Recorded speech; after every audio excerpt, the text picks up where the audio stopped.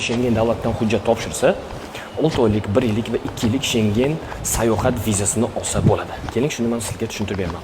Ishimiz viza bilan bog'liq bo'lganligi sabab ba'zi bir mijozlarning pasportini ochib ko'rsam, nimagadir qisqa muddatlik Schengen vizalar ko'p. 2 marta, 3 marta, 4 marta, hatto 5 martagacha viza olishgan. Lekin nimaga uzoq muddatlik vizaga topshirishmagan bilmayman. Kimdir bilmaydi, kimdir bilsa ham buni qila olmaydi.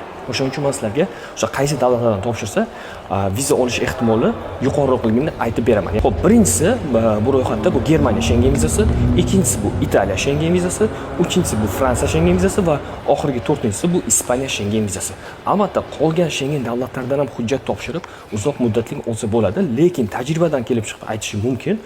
Yuqorida aytib o'tilgan 4 ta davlatdan viza olish ehtimoli, ya'ni uzoq muddatli 6 oylik, 1 yillik va 2 yillik viza olish ehtimoli anchayin baland boshqalarga nisbatan. Agar sizga ma'lumot foydali bo'lsa, kanalimga obuna bo'lishni unutmang.